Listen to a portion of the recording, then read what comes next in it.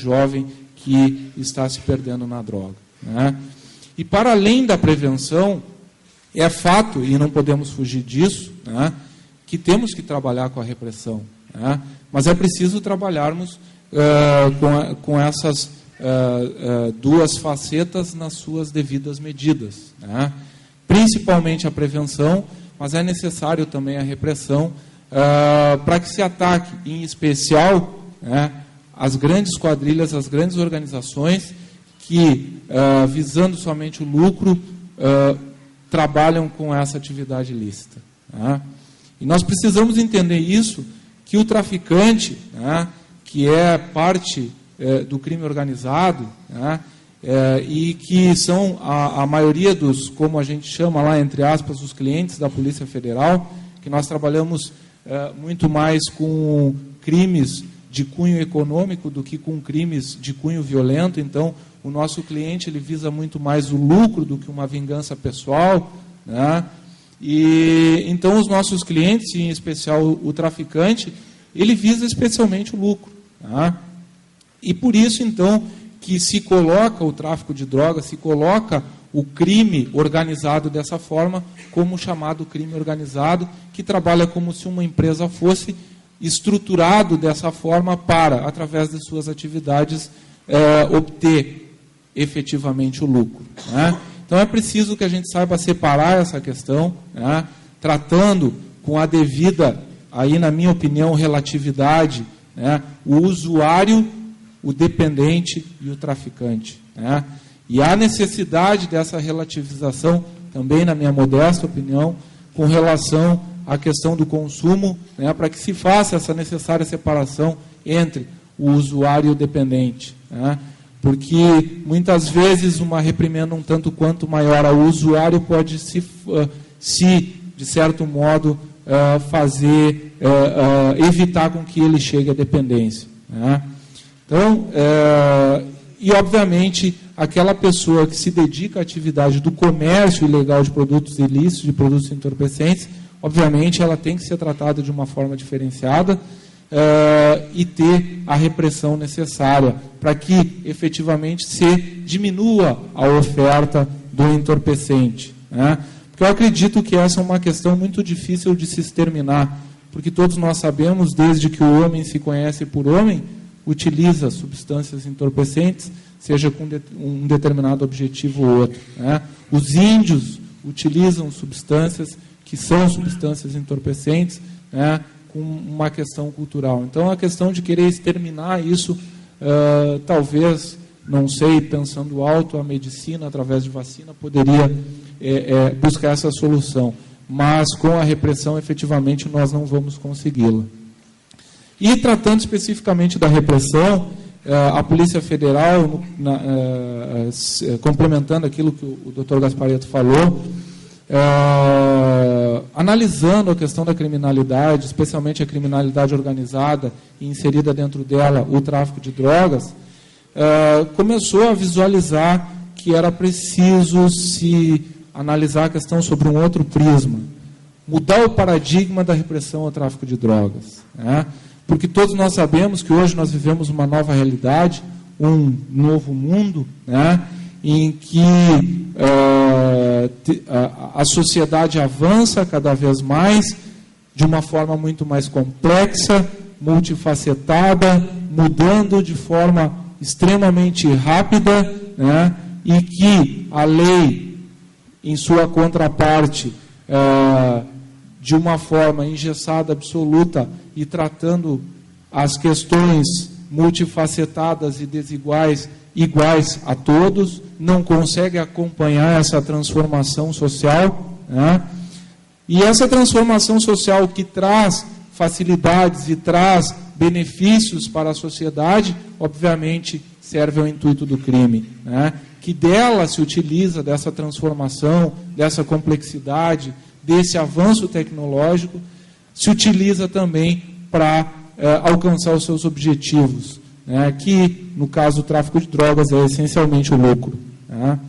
E tudo isso potencializado pela globalização, né, que internacionaliza a relação de pessoas e coisas e mercadorias e que facilita esse trânsito, não só de pessoas e mercadorias, mas também da droga, e principalmente do dinheiro, né, que cada vez mais circula com mais velocidade. E uma coisa está ligada à outra, porque o traficante que vende a droga, ele não vende a droga por puro prazer, ele vende a droga para obter lucro e com isso gozar do patrimônio que ele com isso adquire.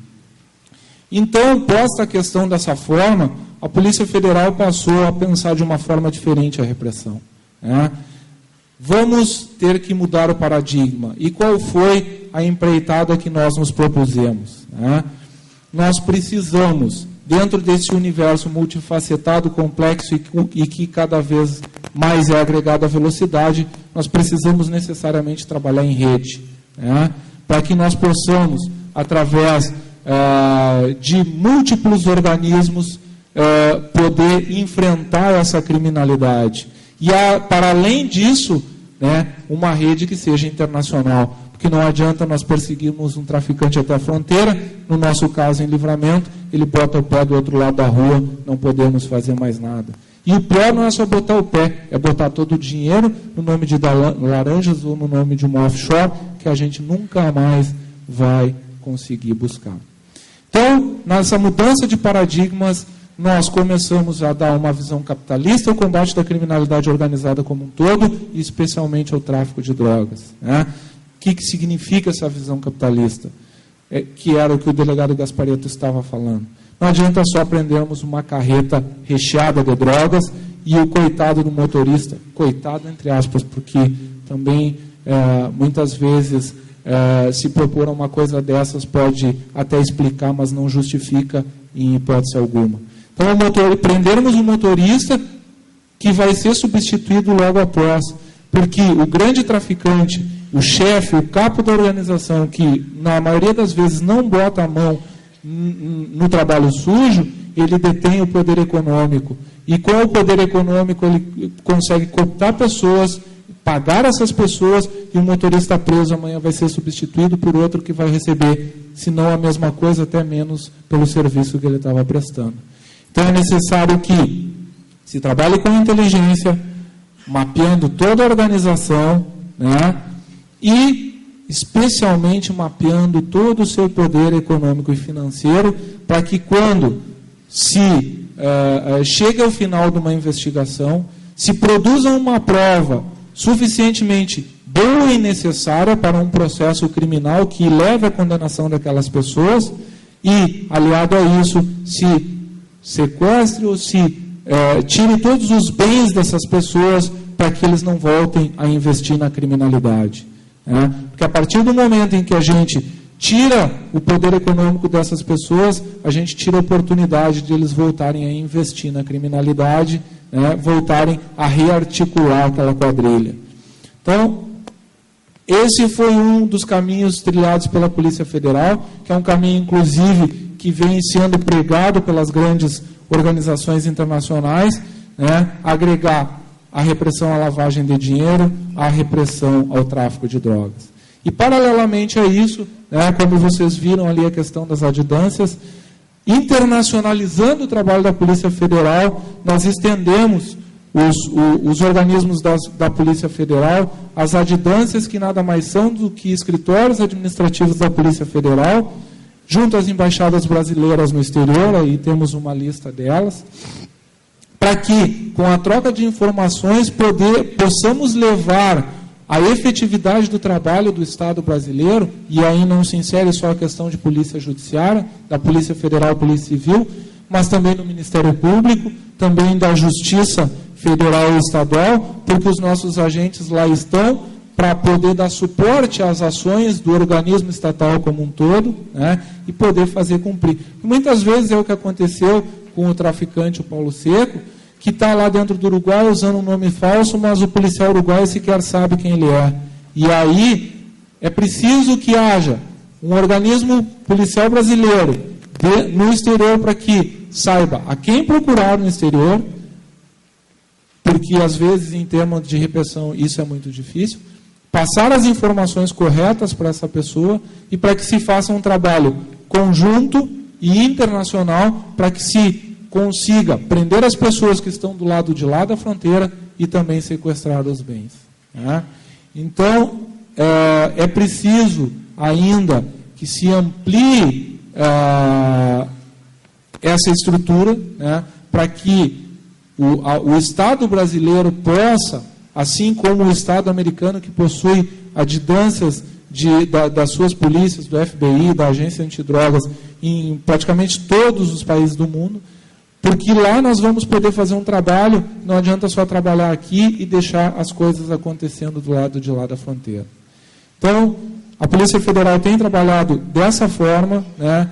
Acreditamos que avançamos bastante e precisamos avançar muito mais, porque precisamos agir com inteligência e, para isso, precisamos de tecnologia, de homens treinados e de condições de trabalho dignas, que, para a nossa felicidade, temos tido nos últimos anos, mas é preciso que avancemos ainda mais para que possamos, com inteligência, conseguir enfrentar a criminalidade. Então, para não cansá-los mais e não me estender, que o meu tempo já está acabando, agradeço mais uma vez o convite e é um prazer estar aqui para poder discutir essas questões com vocês. Muito obrigado.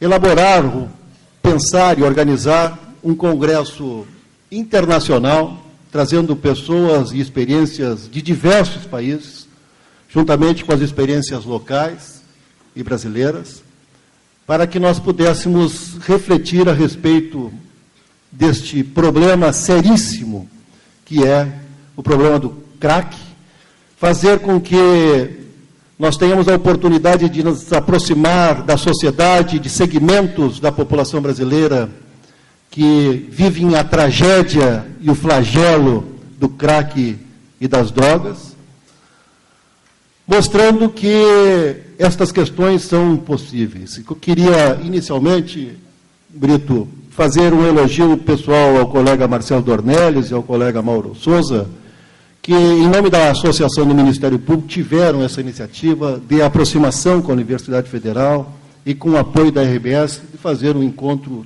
extremamente importante como este. Feliz a sociedade que pode, eventualmente, se encontrar para discutir e refletir sobre os seus problemas. E eu acho que este é um momento especial para todos que estão aqui, porque as coisas que ficarão daqui são de extrema importância para tentarmos mudar este flagelo que assola a nossa sociedade. Também queria fazer o registro de poder estar num painel como este, coordenado pelo meu colega de turma, Ministério Público, Cláudio Brito, que continua promotor. Também participando o delegado Hildo Gaspari, que é uma referência de trabalho profissional e técnico que a Polícia Federal tem demonstrado a todos nós, não é por nada que, dentre as instituições públicas, a mais respeitada instituição pública brasileira é hoje a Polícia Federal, pelo seu trabalho técnico e de resultados. Também ao delegado Alexandre, pela possibilidade de estarmos aqui refletindo sobre questões de extrema importância para a sociedade brasileira. E também poder repartir com o colega Lênio Streck, que de fato é um jurista de escola, diferenciado,